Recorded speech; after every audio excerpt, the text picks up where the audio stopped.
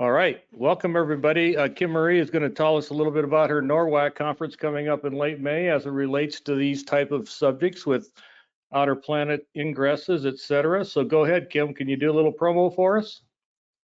Sure. Yeah, sure can. Hello, everyone. Welcome to our Saturn in Pisces webinar.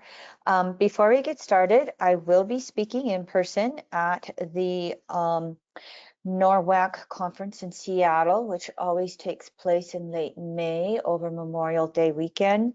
This year, for the first time, NORWAC is going to host the conference live, meaning you can attend in person, and they will also host it virtually. So if it doesn't work for you to physically show up, you can attend everything and receive all the recordings or whatever you subscribe to in regards to the conference. You can receive it either way, or even both, maybe, I think, if you choose to attend live as well. Leroy wanted me to mention the fact that I'm going to do a lecture on the Great Ingress Decade, and that's because Pluto's going to move into Aquarius, Neptune's going to move into Aries, and Uranus is going to move into Gemini, and Chiron is going to move into Taurus, all within this decade. That doesn't even include Saturn and Jupiter changing signs a couple of times. To have those outer planets all changing archetypes within the space of a single decade doesn't happen very often. So that is my subject matter, and I just wanted to let you know, and I'd love to see some of you live in person at NORWAC. All right, Saturn in Pisces. I have a lot of slides. I'm going to talk probably pretty efficiently. If you have questions on anything, please hold up the hand on your menu or type questions in to Leroy. He'll answer if he can, or stop me and we can talk about something, give more details, slow it down. Today I was busy adding on current events, which will be at the end of the slides, so stay tuned. Before that, though, let me get my slides going. Before that, here's our housekeeping slide with all our hyperlinks of everything that we offer at EAN. Leroy and I have been doing a new moon and full moon podcast for many moons now. I don't even remember how long I've been speaking podcast, maybe almost 15 years by now. I used to write them, believe it or not, once upon a time. Anyway, there's the links to get a hold of us. Here are the dates of Saturn going into Pisces. Saturn's 29-year cycle breaks down into about 2.5 years per sign of the zodiac. And so you can see that we moved into Pisces a few days before this recording, which takes place March 13th of 23. And you can see on your screen, I've wrote Saturn in Pisces, the interface between physical and non-physical, the interface between endings, the last sign Pisces, and of course beginnings when Saturn moves into Aries. Major themes. So if we look at that whole Pisces Aries thing that Saturn's going to move through over the next 5 years, Saturn in Pisces is surrendering and releasing what no longer works in life. If you take nothing else away from this next 2 hours, what do we have to release? How do we surrender? How do we get to that larger picture? And at the same time, then, Saturn, consciousness, how do we review how we want to move forward? So consciously reviewing our energetic intent to move forward. That's the interplay between endings and beginnings, or Pisces and Saturn. While Pisces is releasing, it also sparks new beginnings. Just like Saturn, when it goes into Aries and gets those new beginnings going, it's still going to have some stuff to clean up from its recent passage in Pisces. So there's a real strong interplay between these two signs due to ending and rebirthing cycles through the zodiac. Now, briefly, Saturn astronomy for you. The only thing I want to point out is that it has one retrograde cycle each year, and when it goes stationary retrograde and stationary direct, it appears to stand still in the sky for about 5 days. More Saturn. And again, for those of you who are new to my webinars, I usually don't always talk this fast. You will have the links to this so you can see these PDF files afterwards, and you can slow things down and do whatever you want to with them. Second largest planet in our solar system. Its rings are only half a mile thick, and those rings are held in place by all of Saturn's moons. Look at that, over 80 moons orbiting around Saturn.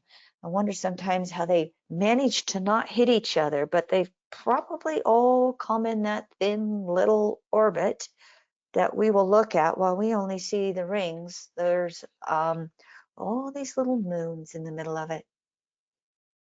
Here's a beautiful picture. I still like this one from NASA. I just think this is a beautiful looking planet. Those of you who don't know this, I have a Capricorn rising, and so I've always gotten along with Saturn, and I have Moon in the 10th house. So I don't know. I've just always considered Saturn to be a friend in my world, so maybe that helps me out a little bit. So Saturn is a passive cardinal Earth, dividing that circle into 2 polarities, 3 modalities, 4 elements. Is also what we commonly know in evolutionary astrology as the structure of our individuated consciousness. In other words, it's the boundaries of what our soul knows on a conscious level, which is easily accessible. And that consciousness includes all the other planets within Saturn's orbit: Jupiter, Mars, Venus, Mercury, Moon, Sun. Now, to have a complete archetype of our structure of consciousness, I've included 3 different areas where you look in your chart. This might be a little complicated if you're a beginner, but if you're familiar with astrology, you would look at Saturn, 10th house, and Capricorn in your chart with the details that I have explained on the screen here. We don't have time to go into them into detail, but you could practice with this on your own chart if you are a student of astrology. So all other planetary archetypes are filtered and defined by Saturn and its structure of consciousness.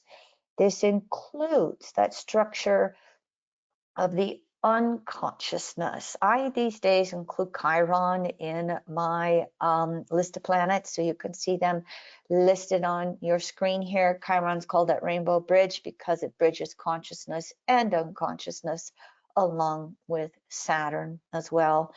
One of the things, though, that Saturn can attempt to do is it wants to suppress what's unconscious, because those unconscious planets shake up security. They shake up our world. So Saturn tries to kind of just throw it away or pretend it's not there, ignore it, unless you were born with Saturn natally retrograde.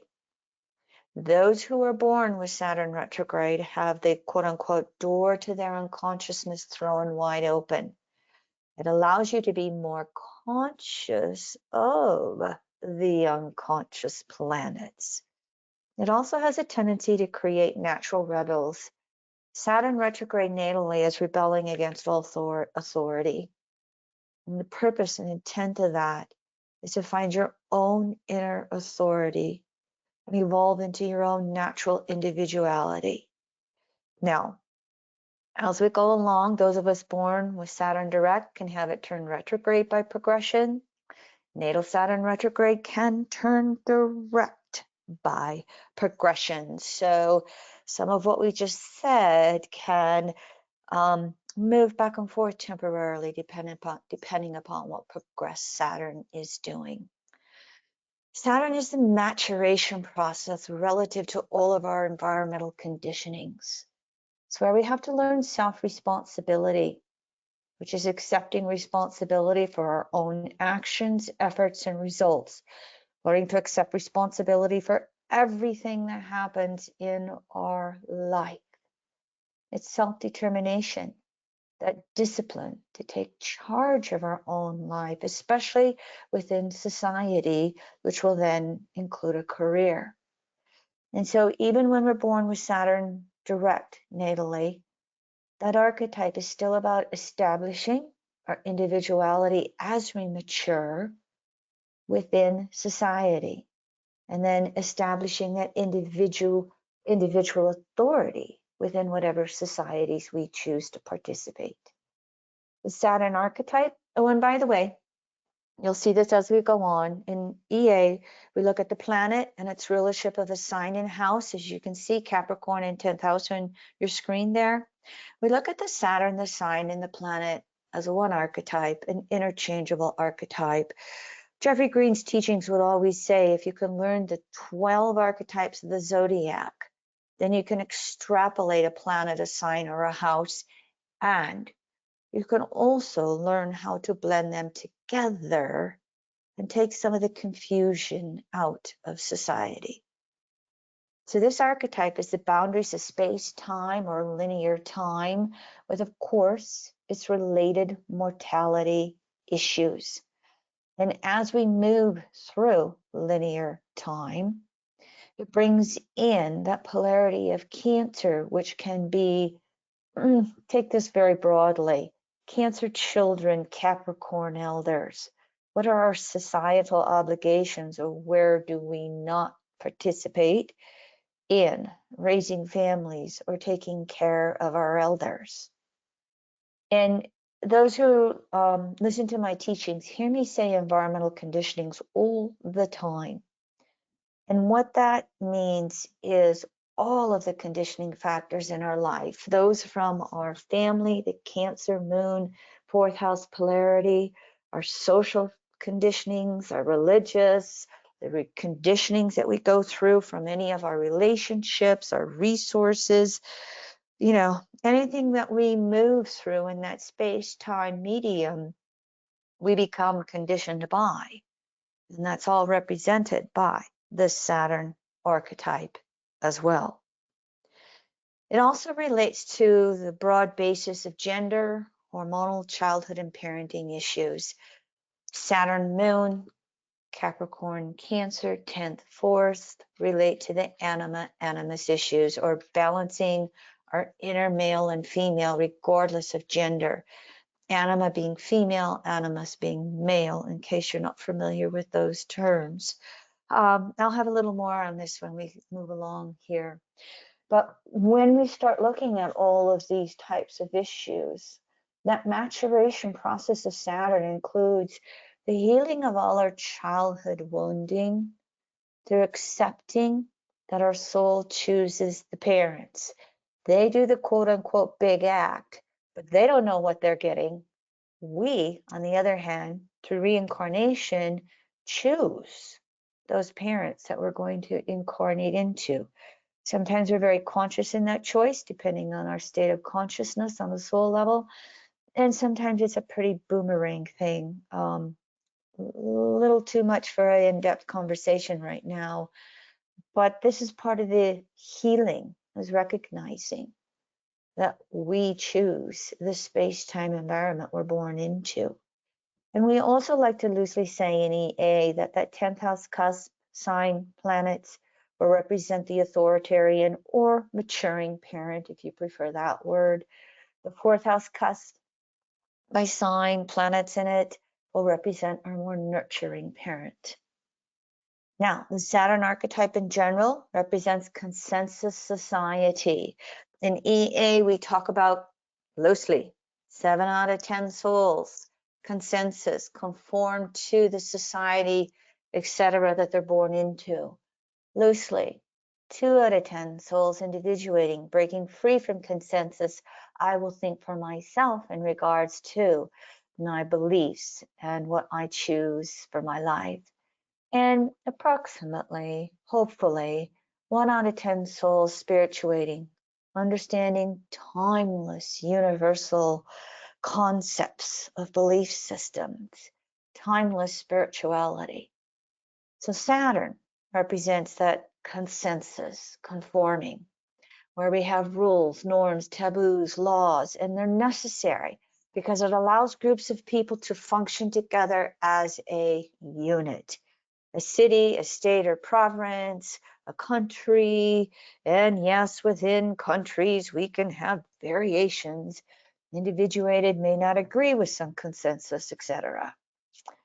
What happens though with Saturn, and this isn't true for every consensus consciousness, but typically consensus society does not have an acceptance of reincarnation. Maybe they got a curiosity about it. I always, tend to ask those various individuals that I get drawn into conversations with, do you have an understanding or acceptance of reincarnation? It's a nice background question to ask when you're a practicing astrologer. Saturn also will relate to authority, as we've been saying, those social positions of leadership, power, and control. And those in control of consensus society do not like to let it go. Consensus society even attempts to control nature and natural evolution. And boy, oh boy, are we in some major experiences of recognizing that Mother Nature will have the last word. Saturn in Pisces is really going to be learning some of those lessons as Neptune also finishes up its passage in Pisces. This archetype will also relate to judgments relative to standards of right, wrong conduct. And those standards come via those environmental conditionings that we all have. Many times they come via consensus society because that's the majority of souls on the planet, versus what EA will call natural spiritual principles or natural laws, which are always observable in nature. More on that later. It will also give us conditioned guilt when we obey those or disobey those consensus standards of right, wrong conduct. And this archetype, as the third archetype, meaning Taurus, Virgo, Capricorn, will relate to the accumulation of resources and how we manage all of that. And in a nutshell, it boils down into two different value systems, Taurus, what we call inclusive, giving, sharing, and including, versus exclusive, which are taking, hoarding, and excluding. We can go through all kinds of details, but that's what it boils down to in very succinct language. This archetype rules outer security in all its forms.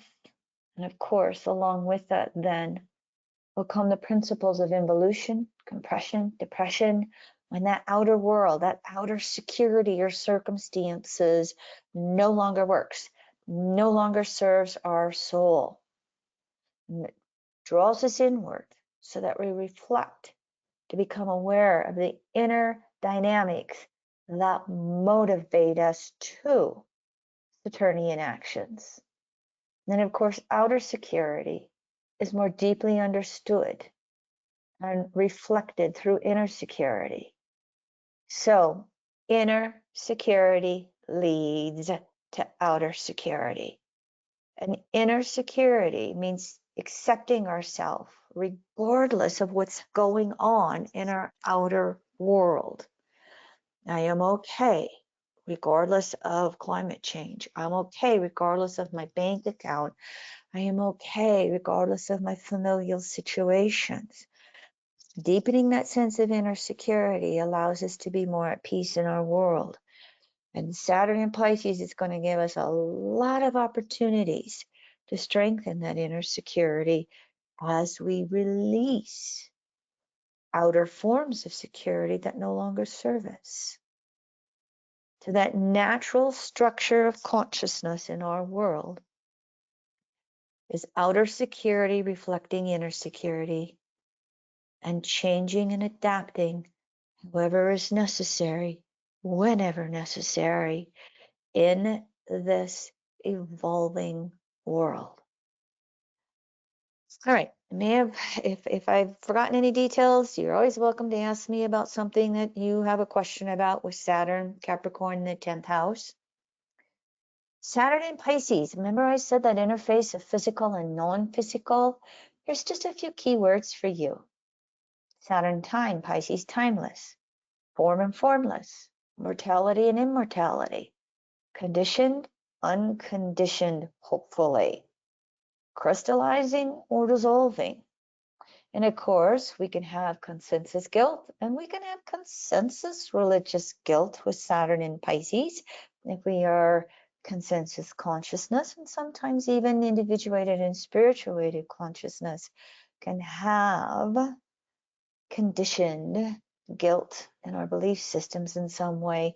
But I just thought I'd give you a few little bullet points between these two so that you can start to see this back and forth energy in regards to them. And so when we look at these two archetypes, we're going to call Saturn in Pisces. Jeffrey Wolf Green coined the term the divine, which would be Neptune Pisces, discontent, which could be Saturn and Capricorn. Because Saturn, remember, is form and time, and Saturn has a discontent with its inability to make reality conform to its wishes.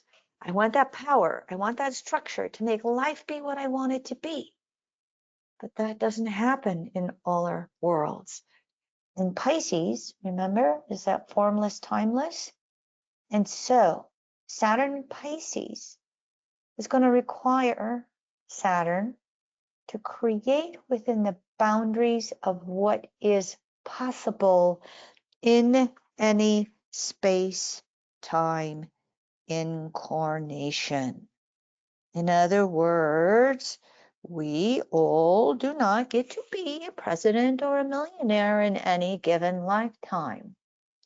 So in natural law cycles, they create form and they dissolve form. And natural law gives us lessons in life, and it's making peace for Saturn with how they present themselves. Now, broader cycles, these natural law cycles, creating and dissolving form, they do it as planets move through the 12 signs of the zodiac. That's a complete 0 to 360. And so Saturn moving through Pisces, it is finishing up, again, 28, 29-year cycle of everything we just spoke about previously. And these cycles also form and dissolve form as planetary pairs move in tandem together through the cycle of phases and aspects from 0 to 360. And so Saturn in Pisces is making peace within the boundaries of what is possible or not possible for each of us. And that dissolving form, the ultimate dissolving of form here, is physical death and returning to formless consciousness. Doesn't mean everybody's gonna, suddenly disappear when Saturn goes into Pisces, and unless we get hit by a really, really big asteroid. It's happened before, but it's probably not going to happen in the next 2-3 years. But it's there for some of us. And so let me state this one other way again. That evolutionary process of manifesting form Saturn must occur through one's own state of consciousness, Neptune, Pisces.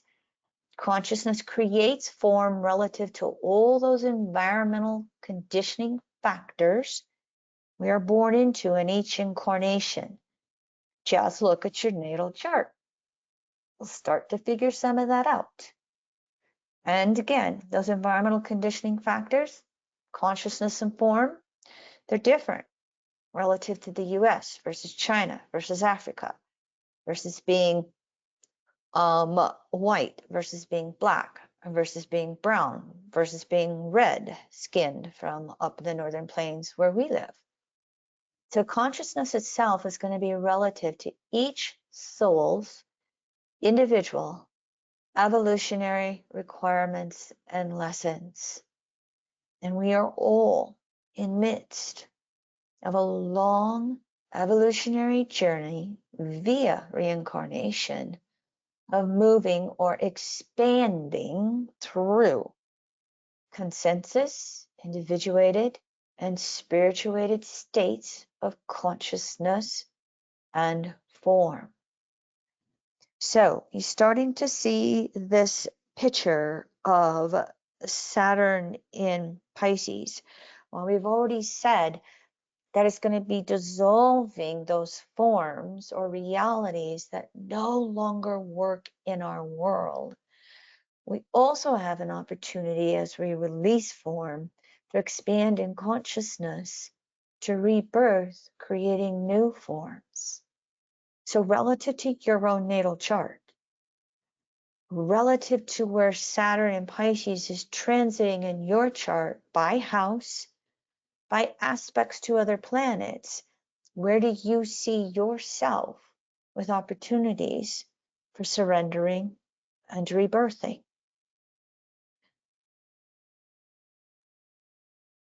Now, Saturn in Pisces will create periodic cycles of depression and disillusionment. We talked about that with Saturn as an archetype for itself, where it turns inward and involutes and reflects when the outer world doesn't work. Well, Pisces, as the 12th archetype of the zodiac, is the ultimate in involuting and reflecting. And, you know, these two archetypes are sextile to each other on the circle. And so they can naturally do this inner work, all right? But they can also get very caught up in patriarchal distortions of victimization. And so, can we accept when we get those messages to go inward? Saturn, because of security needs and whatever we've manifested, can resist it. It can crystallize. It doesn't want to change. It doesn't want to evolve. However, when Saturn moves through Pisces, Pisces is going to have the last word and it's going to dissolve. And that's because Pisces wants to transcend form. It wants to go beyond the physical manifestations. It wants to understand things from broader and broader perspectives. Can we work in harmony with that? And what happens then is Saturn in Pisces learns the evolution of form. In other words, let me repeat myself one more time. Releasing what's no longer working, whether it's for us individually or we're participating on collective levels. We've got some releasing on collective levels going on, which I will speak to, but then creates that opportunity, especially if we will reflect and ponder and try to move beyond the physical forms to transcend, that allows us to then break free from those Saturnian environmental conditioning factors and evolve, break free, start anew. Now, easier said than done. Just look at your own life and the things that you thought you were going to do differently. And here we are again. We got to keep trying, Virgo polarity. So this evolution of form, it creates that opportunity then to release, expand, and align with our own soul's higher purpose relative to our own evolutionary intent in any given life, relative to whatever is the highest and best productive work for ourselves and being in service to ourselves, to others, and to the planet. So Saturn in Pisces doesn't have to be, I don't like the words positive and negative, but I'll say it. Saturn in Pisces doesn't have to be negative, negative, negative. It can be very empowering, especially if We want to make an effort to align with the formless, the transcending, our beliefs on the broadest levels possible.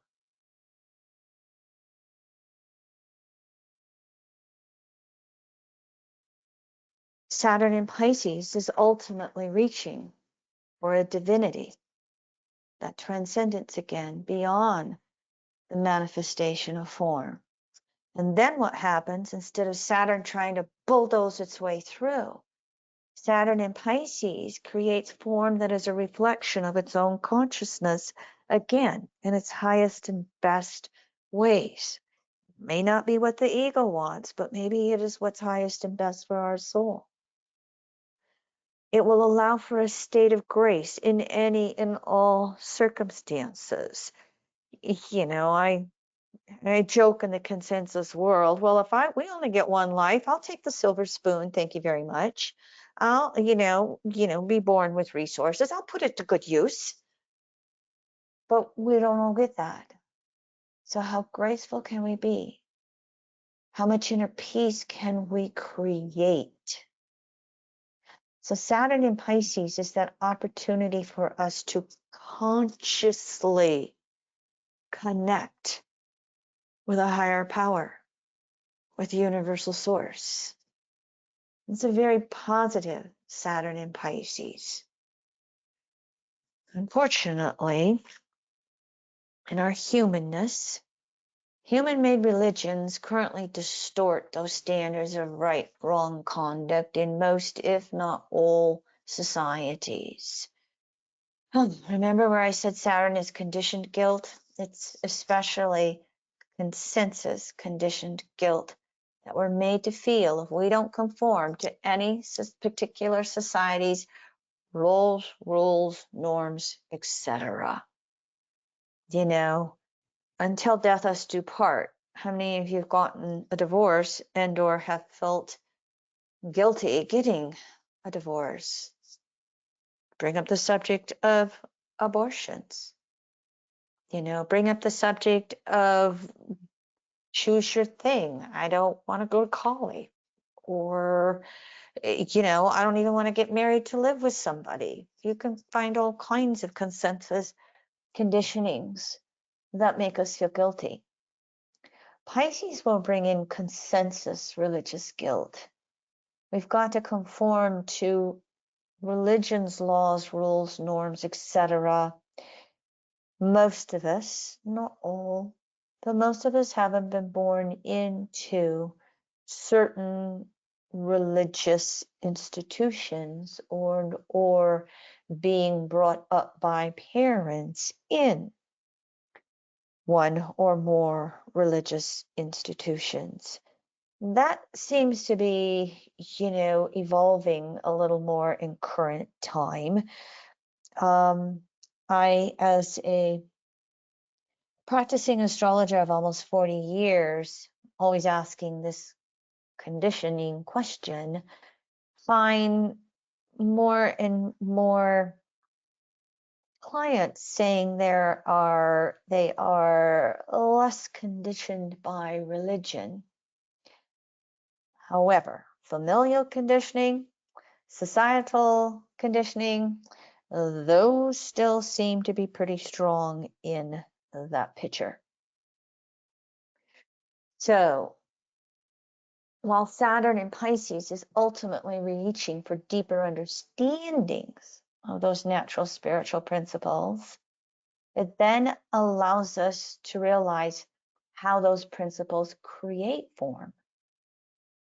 And we want to learn how to create forms, even societies, that better and better reflect those natural laws. And here they are again, as I said before. Do we want to create societies that give, share, and include? Or do we want to create the opposite? And we've got plenty of taking, hoarding, and excluding going on. Stay tuned for next class, Pluto and Aquarius. We'll see how well the next 20 years throw all that up in the air to come floating down differently, seeing what may happen for us in the near future as well as the next 20 years. But again, Saturn in Pisces will allow us to expand our consciousness with our beliefs, and it will give us opportunities to create differently. It gives us opportunities to return to more natural laws. It gives us the opportunity to realize that all species, all forms of consciousness are interrelated. Universal Source, which is the totality of consciousness, unconsciousness, manifests all types of forms. And Universal Source doesn't see human consciousness as being any more important than flora or fauna or animal consciousness. So Saturn in Pisces is going to give us the opportunity to really recognize the effects that we humans have had upon climate change. We've been seeing it happen the last few years. I've been really noticing it through Uranus's transit in Taurus, which I call one big climate change event. And so we're starting to recognize climate change. We're not denying it so much anymore. There are some in consensus that are. But Saturn in Pisces over the next couple of years can bring into consciousness the changes that we actually have to make. Distortions, we're going to throw our head in the sand more. Oh, I'm going to get depressed if, I can't do everything the way I'm used to doing it. Stay tuned. We'll see how we're all going to participate in it here on planet Earth. Some ways we'll agree with, some ways we won't, but all of us are going to have to become more aware of different choices and how to make better choices of living in harmony with the planet. And so, the physical body and form, which is Saturn, needs sleep, which is Neptune Pisces, on a daily level. Sleep allows us a temporary surrender to formless consciousness. It allows for a processing of space-time life interactions and experiences through the dream world. And in today's world, we are so bombarded with technology that we need that sleep and dream world to process and release.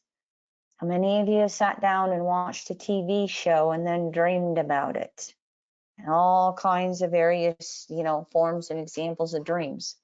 3 types of dreams belong to Neptune Pisces 12. The junk dreams, which just allow us to release, surrender, process through. Past life dreams, to understand things on deeper levels. And of course, superconscious dreams, in which we are connecting with other realms or higher energies and sources of power. Saturn in Pisces can disrupt our sleep and dream processes. It can increase or decrease the secretion of melatonin, and that is the sleep hormone. And that's the hormone that allows us to have a sense of transcendence in our world. And one of the ways that Saturn in Pisces can disrupt that sleep or dream process is that great old Saturnian fear of losing control, ultimately death. Oh my God, I won't wake up. And so with Saturn in Pisces, we want to pay careful attention to all substances, because Saturn Pisces is going to increase sensitivity to everything. So sometimes we want to, make sure we're not on those electronic devices before we are choosing to slow down and rest and go to sleep. Sometimes by the way, I've been a news junkie my whole life.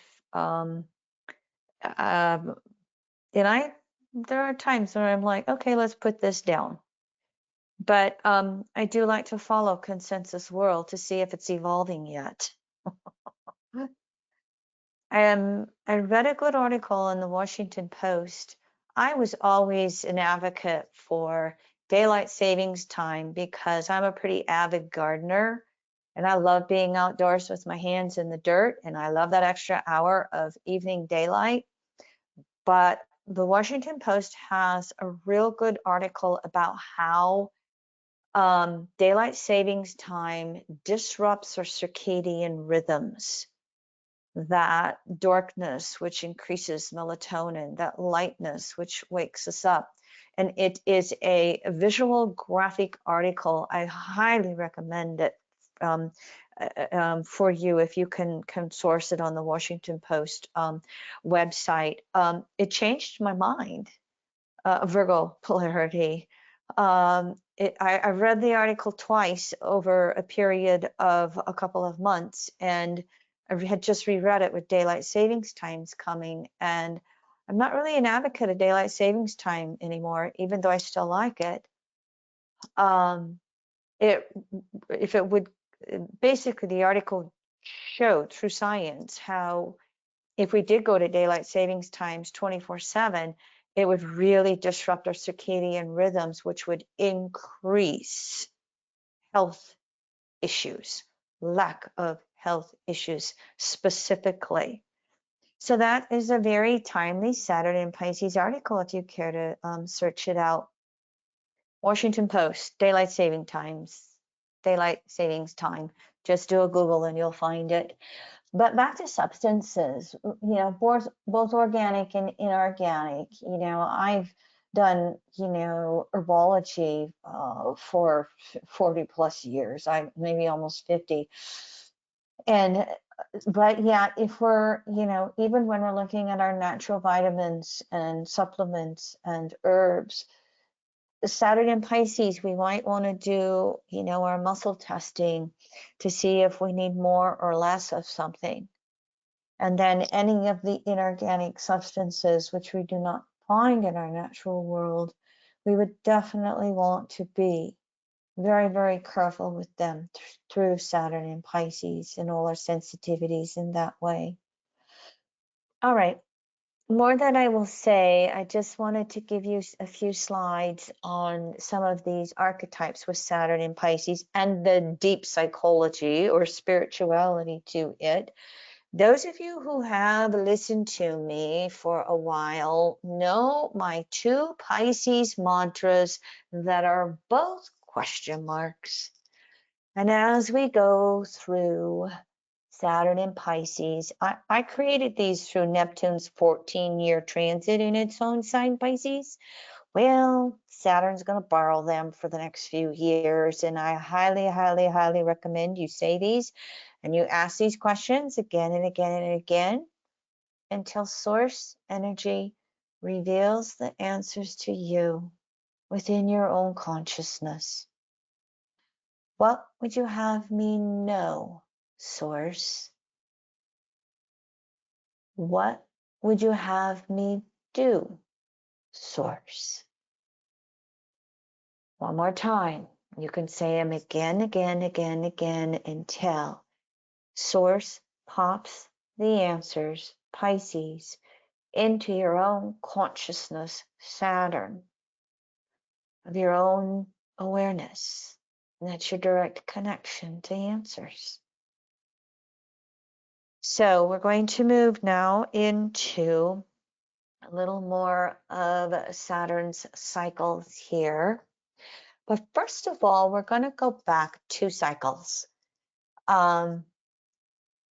Short enough time within history that we can, maybe most of us, have either read about them. Some of us may have experienced these cycles. So we can reflect as we look at previous Saturn and Pisces cycles. Here was 1964 through 67 as the dates you see on your screen. Of course, while Saturn was in Pisces, this was the time period that we had the 3 Uranus-Pluto conjunctions in Virgo that contributed to the turbulent 60s. You can see the Uranus-Pluto conjunctions in middle Virgo and 65, 66 on your screen. Probably don't have to say too much about this. It just, there was so much that happened in the 60s. oh, what was the saying? You know, sex, drugs, and rock and roll. Is that what it was? I was a little bit younger, so I didn't participate fully in this generation. Actually, I was a kid and I was totally naive to it. Anyway, it wasn't just the Uranus-Pluto conjunctions. We also had, if you see on your screen here, right here, we had the Saturn single conjunction to Chiron. This was their last conjunction in the skies in 66 when Chiron was also making a transit through the sign of Pisces. But in addition to that, we had Saturn in Pisces make 3 oppositions to Pluto, 65, 66, 5 oppositions to Uranus, and 65, 66, and 67, all in Virgo and Pisces. So that's part of what created to this extreme of turbulence that we saw in the 1960s. I did get a couple of things, a couple of screens, and I'm not even going to read all these. At the time, we had the largest earthquake in North American history come along a couple of weeks after Saturn first went into Pisces. It happened in Alaska. We had Beatles mania, pronounce the word right, Kim. The Vietnam War was just majorly underway in regards to the race riots and the civil rights movement just really expanding. What I thought was interesting was during this time period, 1964, Nelson Mandela was sentenced to life imprisonment in South Africa. Remember that tidbit. I'm going to show you something the next Saturn in Pisces cycle, 28, 29 years later. In 65, we had our first Malcolm X assassination. Martin Luther King, Bobby Kennedy, those happened with Saturn in Aries. But you can see here the civil rights with Bloody Sunday. We sent our first troops to South Vietnam in 1965, the Vietnam War. We passed the Voting Rights Act. We passed the Social Security Act establishing Medicare, Medicaid. Oh, Days of Our Lives, a soap opera, Charlie Brown, with all its wonderful, life, etc. Batman, Saturn in Pisces. By 1966, in 1 year, we were already up to 250,000 troops. So did the protests starting to come along. Oh, here, this was interesting. We passed the Uniform Time Act dealing with daylight savings time, which started taking our circadian rhythms, Pisces, out of their natural alignment, Saturn in Pisces. It'll be interesting in the next couple of years to see what we do between standard time and daylight savings times as a country. Miranda rights, the National Organization for Women, the Freedom of Information Act, OSTRA, Saturn in Pisces. We made LSD illegal. U.S. Transportation Department. It'll be interesting to see what Saturn in Pisces has to say about transportation, as we've noticed it in the news in the last couple of weeks in our world. Again, just wanting to give you little tidbits that you can ponder, extrapolate on your own, and go, oh, I got to go back and look at these slideshows as something comes along in the news over the next few years. Here was the last time Saturn was in Pisces, 1993 through 1996. It was a much quieter time. Basically, the only major aspects we were seeing then was Saturn made, remember, last one cycle together, 66, a conjunction with Chiron in Pisces. Well, one Saturn Pisces cycle later, there were 3 oppositions to Chiron in 94, 95, Pisces, Virgo. Saturn did oppose Chiron 27 times. but only 3 of them were in Pisces, Virgo. And by the way, here's the next conjunction of Saturn and Chiron coming up. I'll have more on that later. But 1994 established NAFTA. The internet really started to take off in 94, 95. I got my first computer in 95, and I still remember it. It cost me $3,500 in 1995, and I had to take out a loan with interest. Church of England, first female priest. The Rwandan genocide took place in 95, 94, 95. 800,000 people were murdered. Nelson Mandela was inaugurated. One Saturn in Pisces cycle. First Black president in South Africa, the end of apartheid. So, 1960 Saturn in Pisces, he was sentenced to life in prison. One Saturn in Pisces cycle later, he became the first Black president. I thought that was interesting. The Channel Tunnel between England and France, Pisces water, first opened for commuting back and forth between the two countries under the English Channel. And of course, anybody remember O.J. Simpson and the murders of his wife Nicole and Ron Goldman? I do remember those. That happened, and he was acquitted. Jeff Bezos found Amazon. Clinton did an assault weapons ban, 10 years. Taliban movement was founded in Afghanistan. That Saturnian patriarchal control in the name of Piscean beliefs. World Wide Web, www, anybody? That was formulated with Saturn in Pisces. The Republican Party won a midterm elections taking control both the House and the Senate, first time in 40 years. Saturn in Pisces, talk about a pendulum swing. United Nations designated 95 as a year for tolerance. Tolerance being a Pisces word. Here's one that we'll talk in a few slides. The UK's oldest investment banking firm collapsed with Saturn in Pisces. Things collapsing and disintegrating when they're no longer working.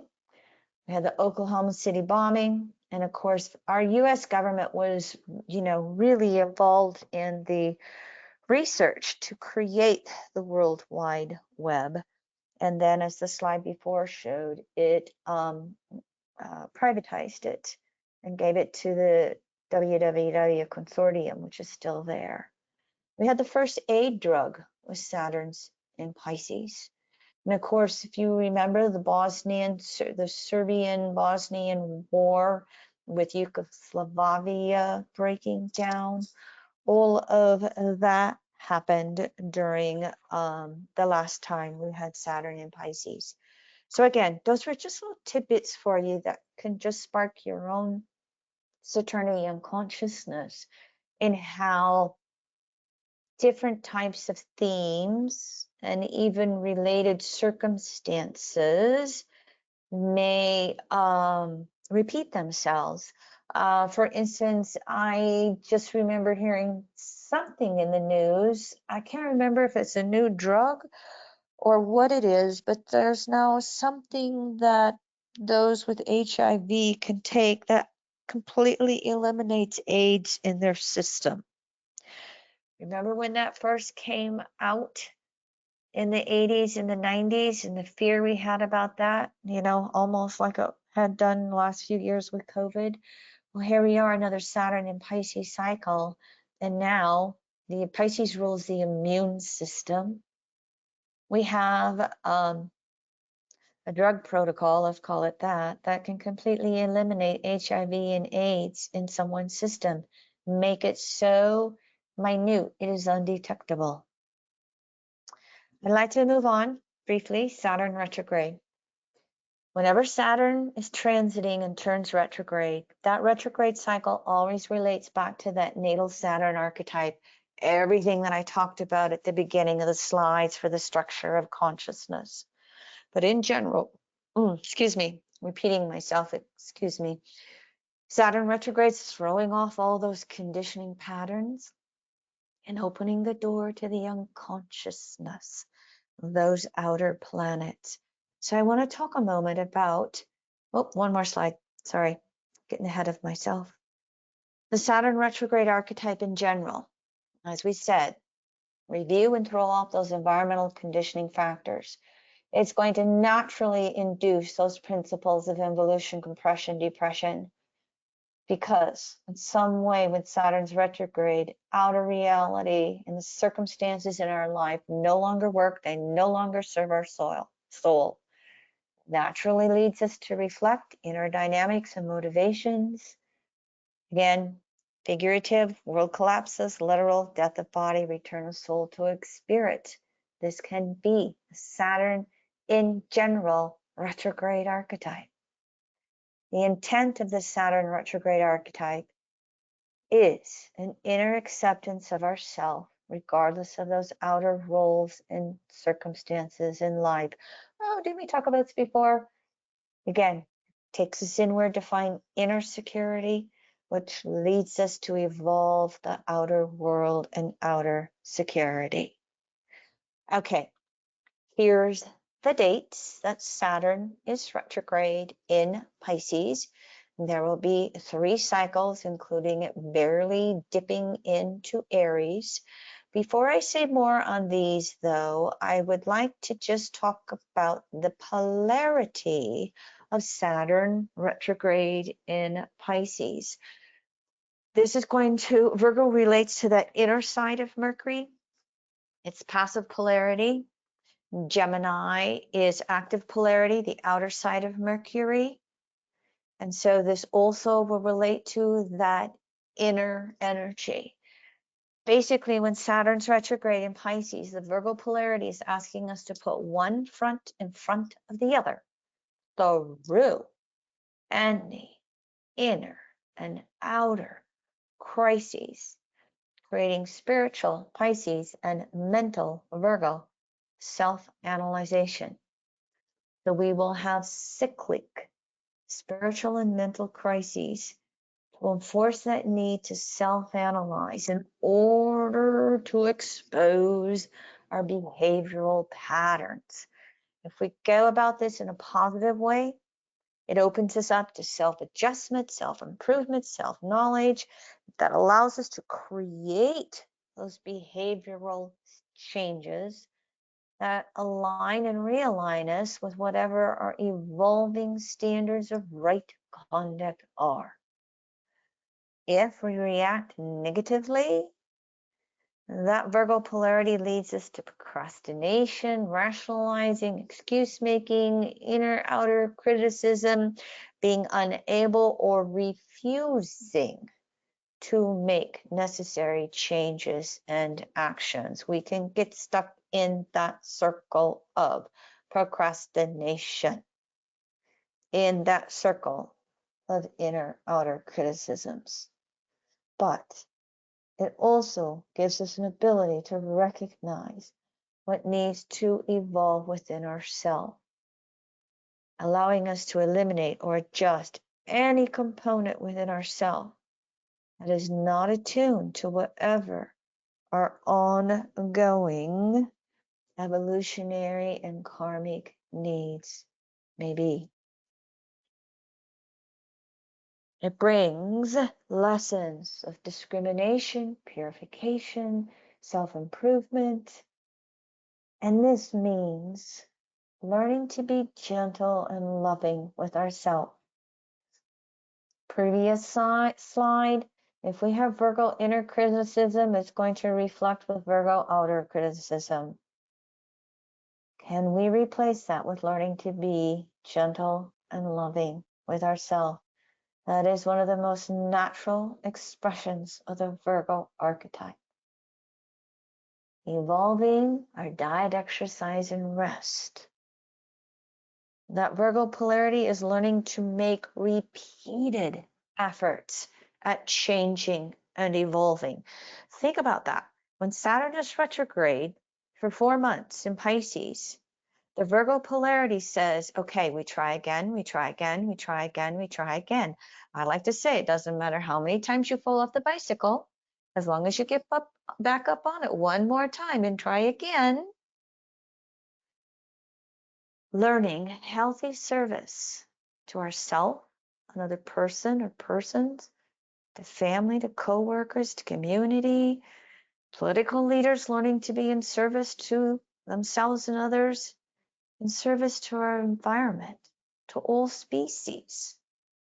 And within this lessening of service to the broader whole, it will include lessons of humiliation and or purging grandeur if it's necessary. And that Virgo polarity helps us learn to transition from an egocentric to an egocentric awareness.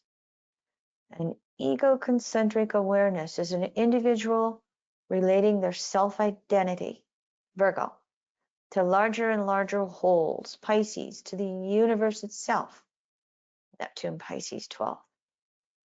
To recognize that there's more to reality than just reality from one's own perspective.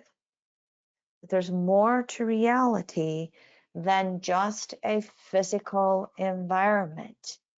That can be those ahas that can go on with that Virgo polarity through Saturn Pisces retrogrades. And one of the things that it's important to do with this Saturn retrograde is evolve what the standards of right conduct are. Standards of right conduct can be any system of thought that promotes self-improvement and self-knowledge. And of course, any standards of wrong conduct, conditioned or natural, will induce guilt when they're not aligning with standards of right conduct. Conditioned standards of wrong conduct create conditioned guilt. Natural standards of wrong conduct create natural guilt. I remember Jeffrey Green from decades ago saying, we don't need a book to tell us not to put the baby on the Autobahn. So in other words, there are certain things of an ethical morality basis that we don't need a book, we don't need a person, we don't need a building to understand right, wrong. But this Virgo polarity for Saturn allows us to mentally examine the basis to analyze these standards of right or wrong conduct, whether they're coming from religions or societies, or it's there for us on an individual basis, maybe from the families we grew up in. So it can allow for an exposure of our human-made patriarchal distortions. Patriarchy, male animus energy. Matriarchy, female anima energy. And as we go back over the last 2, 4, 6,000 years, we have patriarchal distortions of animus energy overpowering anima energy. And the distortions of the animus energy is the Victor Sadist. Guilt based upon anger, which leads us to hurt them before they hurt me. The distortions of the anima energy creates the victim or masochist. Guilt based upon atonement. I deserve this, I must suffer, I have to be better, I have to be better. But if that Virgo Pisces polarity is caught up in those consensus standards of what is right and what is wrong, we can get very, very caught up in these sadomasochist distortions of what we think we should be doing versus what is the standard of right conduct for ourself. And so, just briefly for you, human-made religious conditionings, the mainly in consensus society, we start breaking free, or we had the potential to break free in consensus, but many times it's when we are incarnating into individuated and spirituated states of consciousness that we start to break free from these conditionings. But these conditionings, whether Eastern or Western, basically teach us, condition us. God is a male, God is outside of us judging us, and God is perfect. And so, Kim, at least, yep. how about this question? This seems like a good time to ask it. How does the function of Saturn change when it turns direct by secondary progression? Can you answer that for the board? Oh, that's just a broad question. When Saturn, if you're someone who was born with Saturn retrograde and it turns stationary direct by progression, it means at whatever age it does that, your soul's broader lessening of throwing off conditioning factors has reached a point in the current life where it's done. And now it has to take whatever it's been throwing off and start moving forward, secondary progression direct, and start moving forward with the new that it's going to create, with the new structure of consciousness that it is now aware of. Does that make sense? I can expand on that in a little bit, a little broader as well. No, I think That, that's clear. Yeah. yeah. Well, I'll say one more point. So that so because Saturn is retrograde for 4 months, by progression, you gotta live longer. You gotta live quite a while to have it go, stationary direct. So again, Saturn retrograde natally is the natural rebel. We have to break free from conditioned authority and find our own inner authority. And so when it goes direct by secondary progression, that means it's time for you to begin your own maturation process. You are going to incorporate your own inner authority, and then your maturing is going to allow you to integrate that inner individual authority into outer society. And it will happen relative to your chronological age.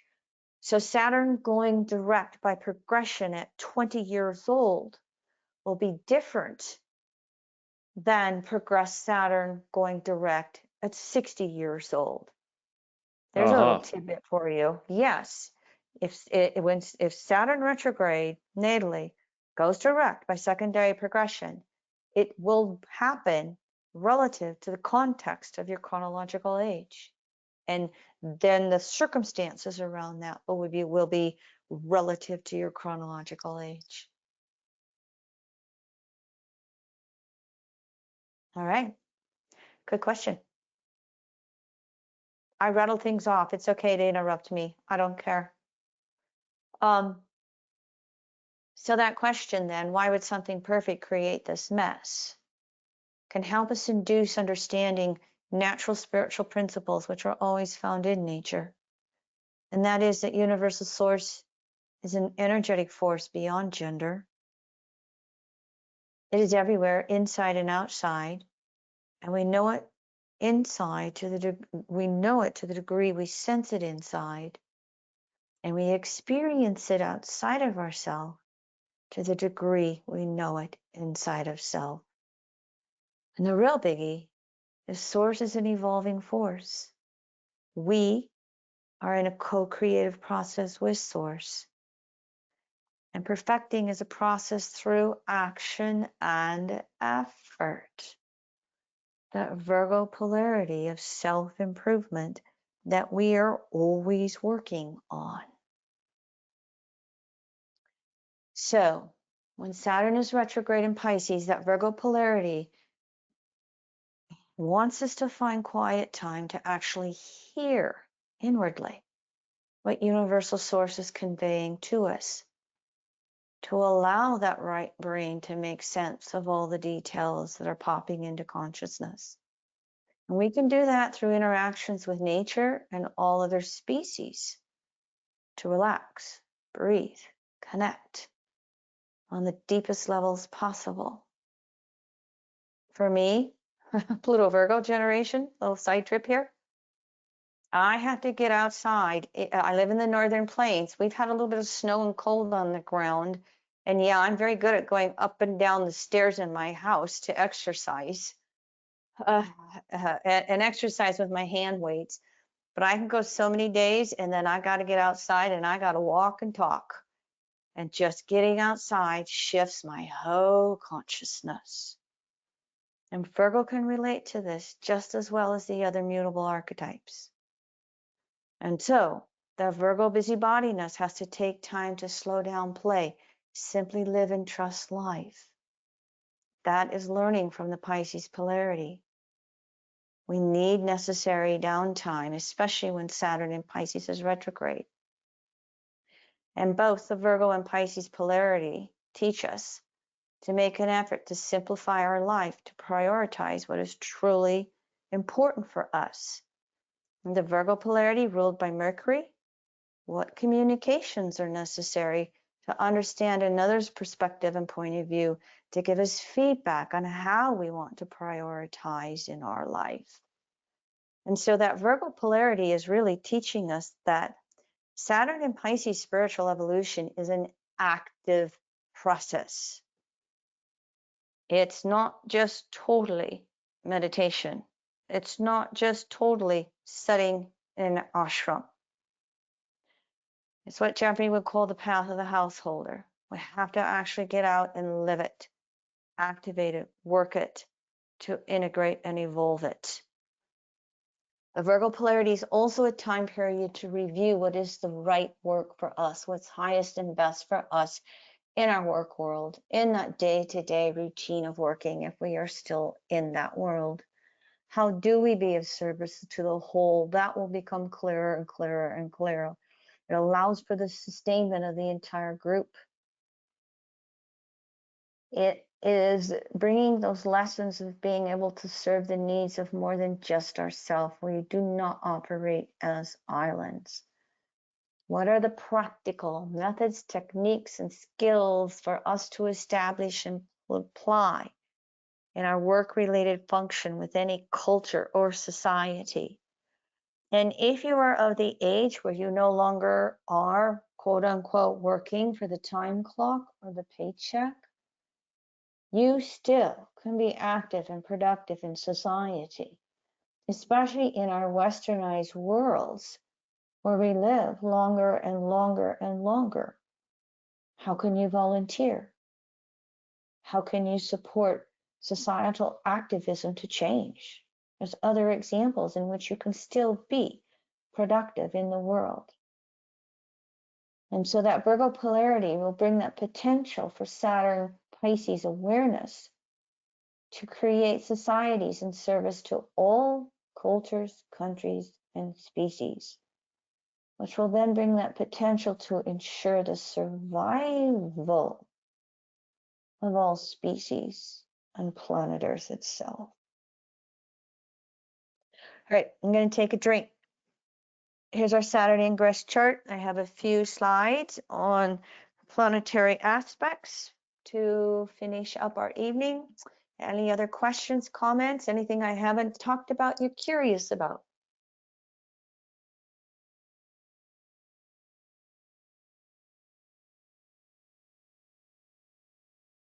Hope you're clear.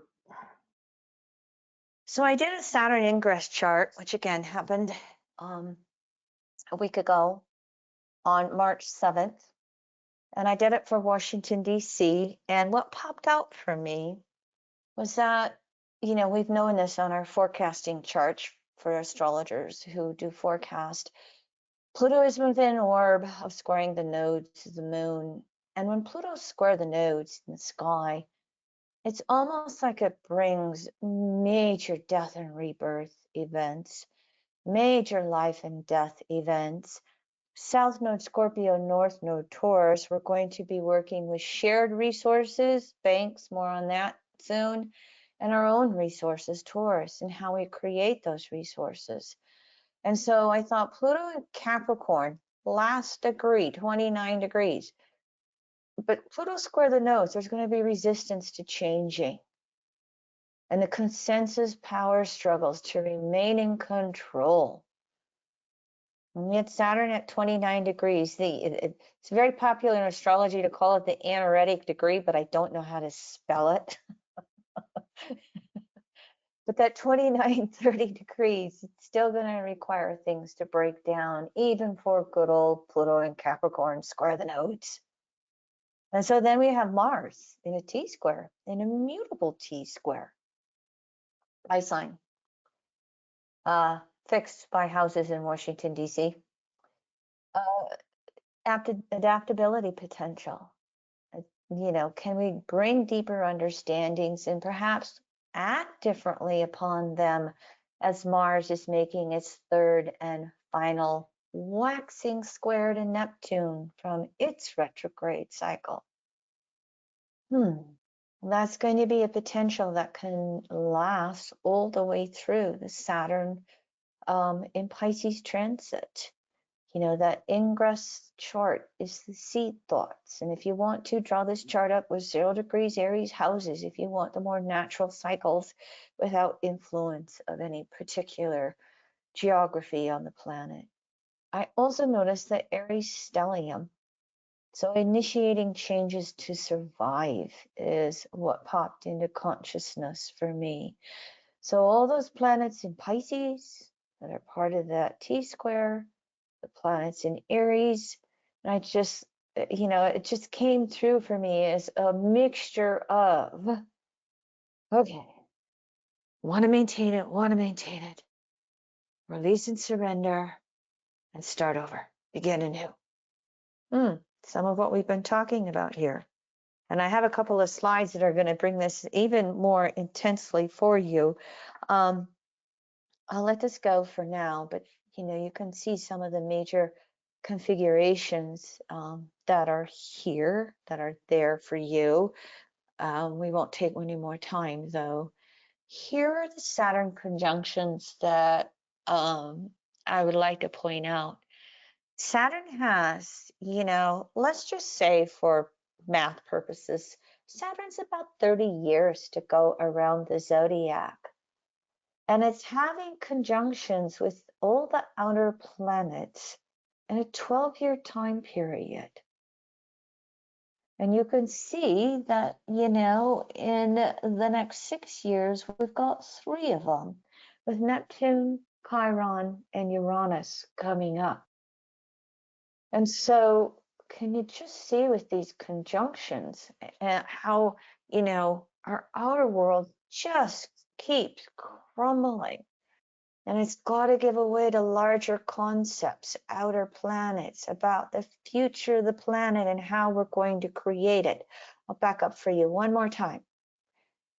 Saturn is waxing to Pluto, but Saturn is waning to Neptune, Chiron, Aries. If you study, I'm not real fluent in Aries, so I don't generally include it, but we will here. And Uranus. So here's Saturn waning to these outer planets, which is that crumbling that takes place. And it's just barely getting started in its waxing phase to Saturn. It's going to reach the 45-degree mark, the crescent phase. And Jupiter included, is just going to be reaching that waxing crescent phase to Saturn here. So those new beginnings are still a little tenuous for us in society. And so looking at the little bit of the aspects with these planets, as I said, Saturn in Pisces will reach crescent phase 45 degrees with Pluto. And so the two is a planetary pair in general. They're creating a new structure of consciousness within our soul. And one more time, on a soul level, doesn't give a damn what our chronological age is. No matter what age we are, each of us are evolving the structure of consciousness, Saturn within our soul, Pluto. Yes, we can do it relative to our chronological age, but I tell clients again and again and again, oh, so you worked upon this pattern 4 times already. Well, if it's come up again, your soul is saying there's something else to learn here. So, can Saturn and Pisces make peace through that crescent phase with whatever our souls are working on? And of course, you have details by where transiting Pluto and Saturn are in your chart. So the crescent phase is yin, so it internalizes to build upon all the new beginnings that came through with the new phase, the first 45 degrees. Specifically, Saturn in Pisces is going to be about deepening our spiritual foundations so that it can aid us in adapting to the changes that are happening in our world. This can allow us to create new realities in every area of our life. And I put self first house, others seventh, familial fourth, and career 10th, just as examples of how we are wanting to adapt and change the world. But Saturn in Pisces is even going to continue to break down the old systems. And it will do that through 23 and 24, while Pluto spends those 2 years going through 2 retrograde cycles, battling back and forth between Capricorn and Aquarius, yesterday and tomorrow, control and innovation. And so if you want to, you can pay attention to those future orientated messages that we know from Uranus Aquarius 11th house, because 2 of these aspects are going to come in Aquarius with Pluto. And when we get through this 3rd one, they're going to really move into crescent phase with each other while Pluto is in Aquarius. So we're all going to have our personal ways in which the old is breaking down, and we're going back and forth personally between yesterday and tomorrow, past and the future. So allow your intuition to really come forth for you. Honor it. Ask for it the best you can. Now, I want to take a moment here because we're talking about Pluto to just go collective for a little bit. And for those of you who are not aware of it, I think it's been about 2 years now that I have shifted the chart I use for the USA. I'm still July 4th, 1776, but I have been following the research with Michael Minkasey, and he really doesn't have a website, but here's a blue hyperlink for you in the article that is a synopsis of what I have just said in here. And, you know, it's the research of how they actually operated in the Second Continental Congress. And it's the findings of old letters of Benjamin Franklin right after the signing of the Declaration, in which he could remember between 9 and 11 a.m. Now, as you can see, matching up the colors here with the aspects, and there's many astrologers who have said that the U.S. is based upon inclusive versus exclusive trends. Oh, remember we talked about those 2 archetypes: giving, sharing, including, taking, hoarding, excluding. We wave back and forth with those trends throughout the history of our first 250 plus years. The Mercury-Pluto opposition, you can include the square from Chiron. You have the Sun-Saturn squares, and you have the Mars-Neptune squares. I could really relate to this 5th house Pluto for the USA. You know, all of our exceptionalism, all the creativity, the rulership of the world's banking system, or we had liked to be that. There's a little, there's a little competition and battles going on for that, overtly, covertly, with some other countries in the world right now that I've gotten to really be able to relate to a fifth house Pluto here. So this is the chart that I've shifted over to. Here is the third Pluto return that happened December 29th, not too far in the distant past. In other words, the near past. And you can see we had the Pluto returns that all the astrologers talked about. The third one, that's only 2 months ago. We're still very much within orb of our Pluto return and will be for several more years. We also are within orb of the Pluto opposition to Mercury and this polarity of communications, facts, alternative facts, and include, exclude that's going on. With the 9:37 a.m. chart, we are just finishing up Saturn in Aquarius, making those 3 conjunctions to the public, the moon in Aquarius. And to me, I almost want to say that these Saturn transits reflected the outcome of the midterm elections, where the public basically said, we don't want the extremists of lies and election denialism. We'd like to go forward a little more, normally or equitably. Stay tuned. We'll see how all this continues to work out. But I do feel that that was involved in, again, how those midterm elections turned out. So all of this is still very active as Saturn moves into Pisces. We can see what happens here when it gets to the not midterm elections, through the second retrograde cycle. The first retrograde cycle will happen in the 6th house. The second and third cycles will happen in the 7th house. Stay tuned. We can see how those turn out. But here's that Saturn ingress chart on the Munkacy USA chart.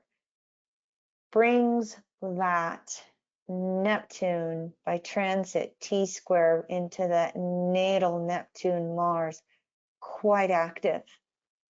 And we had a full moon on the just before Saturn's ingress into Pisces. And so in general, or in broad picture, the thought processes that really came through for me, is this going to be our ability to initiate change, to adapt, to evolve, or Saturn trine to the money powers? Are we going to have sleights of hand to keep control of everything, or attempt to keep control of everything? I could talk for hours on other aspects. I will leave you to spark for yourselves on this. I just wanted to point out a little bit of the major stuff that's going on for us with this. So Saturn is waxing from Pluto. It wants to build new structures of reality, individually, collectively, but it's going to do that Pisces dissolving as it works on the crescent phase building of the new. Who knows? 2 steps forward, 1 step back. That would be one of our best intents if we could do that. Stay tuned. Now, here's where I wanted to show you the Saturn retrograde cycles again in Pisces, and you can see degrees for yourself. And the reason I'm repeating this slide is now I want to introduce Neptune retrograde with Saturn. Here they're turning retrograde in 23 within a couple weeks of each other. Here they're turning retrograde within a few days. Here they're turning stationary retrograde within a week of each other. Here's the second time they go into Aries with their one and only conjunction, February 26th at 1 degree, or 1 degree Aries. So Saturn has a 4-month retrograde cycle. Neptune has a 5-month. 23, 24, 25, they turn stationary retrograde together, time-wise. Reflects increased opportunities to release old beliefs and old realities, no longer reflecting life's purpose individually and collectively. Talk about that Piscean dissolving, disillusionment, crashing down reality just as a house of cards. I'll speak to that in regards to banking in a moment. And so they're going to have a 34, 36-year cycle end and rebirth at 1 degree Aries. And they're just going to have this tandem energy together. Following their conjunction, 26 and 27, they turn stationary direct together in Aries. That's going to bring increased opportunities to rebirth or evolve belief systems that will start creating new forms of reality, individually and collectively. I spoke before we started about how this is the great ingress decade with these outer planets changing archetypes. If we only look at Saturn and Neptune this decade, let's throw out Pluto. If we just look at these two, look at the death and rebirth these two are creating from their own retrograde cycles together. I find it fascinating. And again, it really brings through this death and rebirth symbolized by Pisces and Aries before and after their conjunctions. And their conjunctions are not happening at 28 degrees Aries, or 28 degrees Pisces, excuse me, forgive me. They're not happening at 28 degrees Pisces. They're happening at 1 degree Aries. It really energizes rebirthing reality from new awareness of consciousness. Now, just for your details, okay, they actually go into Aries together in 25, okay, right here. And they retrograde back into Pisces together in 25. And then here again is when they go in 26 and they have their one conjunction. Here's where they turn stationary direct in 26 within 2 days of each other. Here's where they turn stationary direct with each other in a little over a week.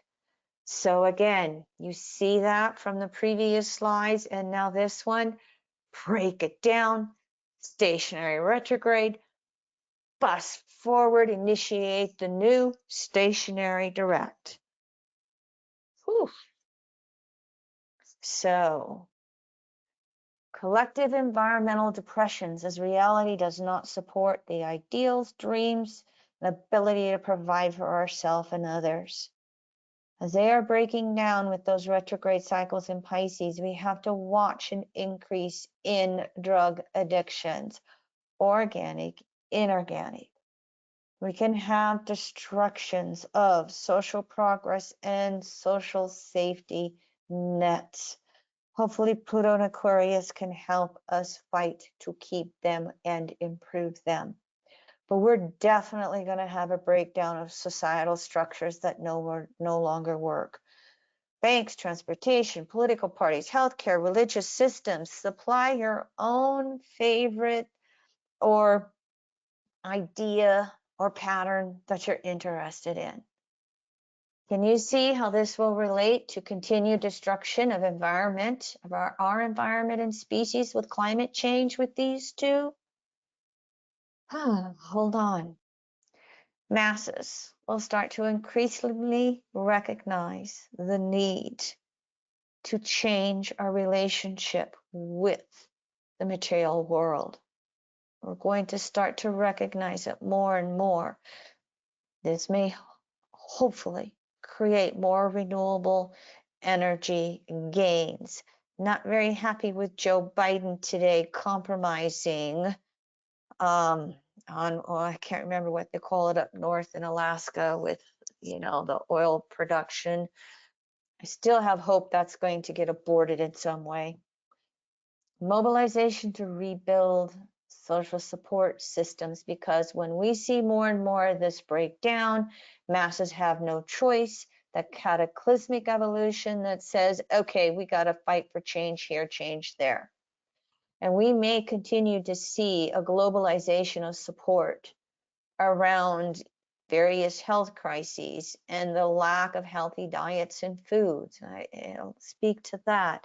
You see how all this stuff is starting to come into awareness as these patterns and themes that we're going to have to walk through.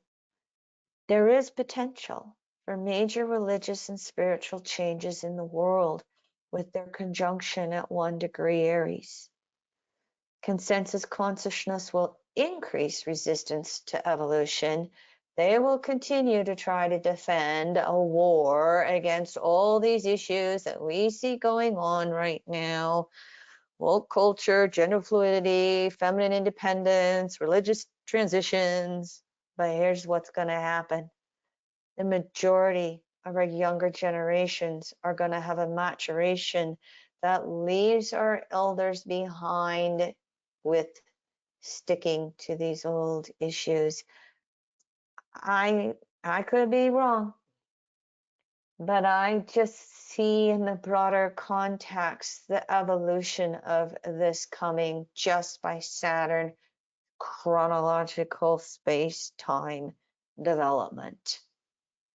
And just to point out here, because Saturn is gender issues, and we're finishing up Pluto in Capricorn, much of our gender issues are relating to the lack of recognizing and understanding reincarnation, because it's just not in our consciousness, Saturn. And so there's a natural discomfort when a soul has lifetimes in a specific gender, and it must then switch genders for evolutionary purposes. Just think if we included reincarnation in our counseling, rather than trying to go into denial of it or outright illegalizing it. Again, it's probably a subject that's a little too big to go into details on, but hopefully this sparks some deeper understandings for yourself. And maybe there's a potential for reincarnation to expand in consensus consciousness through this decade as they move through Pisces, and they have to go, there must be something more to this. Why? What would you have me know, source?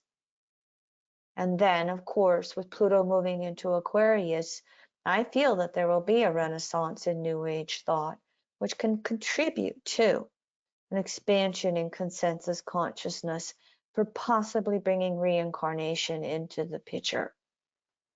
We are continuing to see the decrease of major religions in, major religious attendance and identity in the US, which opens up to what else? Perhaps you read about how when COVID shut things down a few years ago, there was a lot of the younger generations who did a lot of Google searches, not only on diseases, but on astrology and tarot and reincarnation and all of that. And so this, again, can come into some expanded awareness through Saturn in Pisces. My hope, my prayer. And so, atmospheric rivers. Saturn in Aquarius, destructive wind events. The tornado seasons became longer, more often. Forest fires move faster and further. Saturn in Pisces, destructive water events.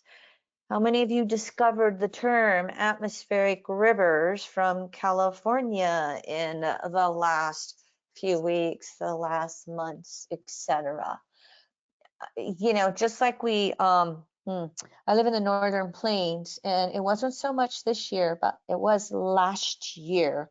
Polar vortexes, when the atmospheric currents came down, the jet streams came so far down from Canada into the northern plains, we had extreme cold.